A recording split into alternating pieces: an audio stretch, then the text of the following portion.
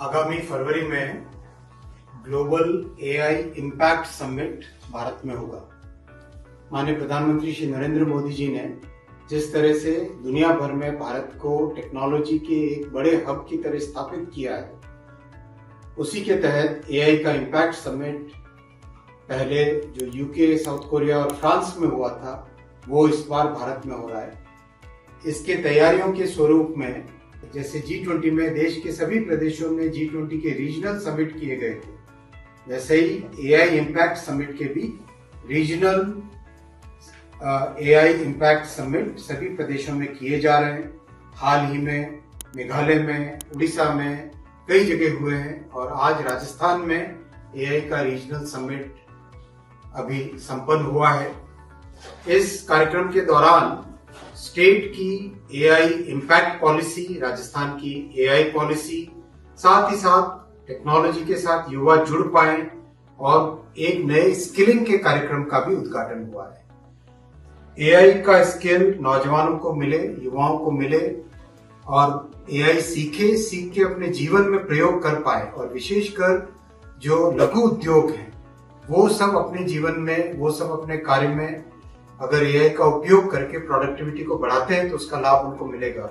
इसी उद्देश्य के साथ स्किलिंग का कार्यक्रम चालू आज किया गया है, आरंभ किया गया है, जो कि 10 लाख युवाओं को एआई के स्किल देने का इसमें गोल रखा गया है।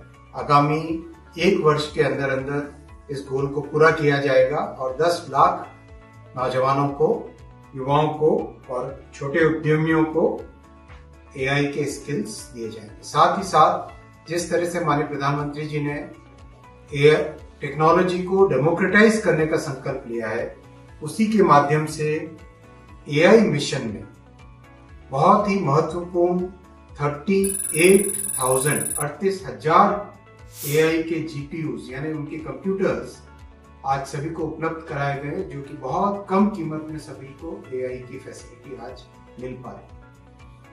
भारत में एआई में करीब $70 बिलियन का इन्वेस्टमेंट हो रहा है, जो कि बहुत मेजर इन्वेस्टमेंट है। $70 billion are being invested in AI data centres in our country. इस मिशन में कई तरह के नए प्रयोग, कई तरह की नई एप्लीकेशंस और कई तरह के नए टेक्नोलॉजी डेवलपमेंट के काम भी हाथ में लिए गए। जैसा हम सब जानते हैं, एआई के आर्किटेक्चर में 5 लेयर्स हैं।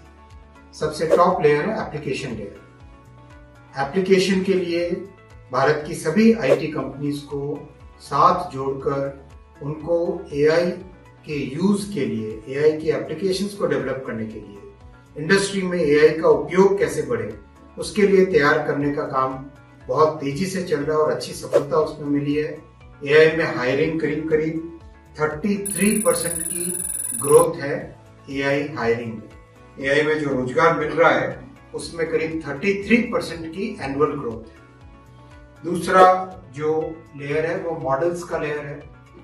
आज करीब दुनिया भर में 1 मिलियन से ज्यादा ओपन सोर्स मॉडल्स अवेलेबल हैं।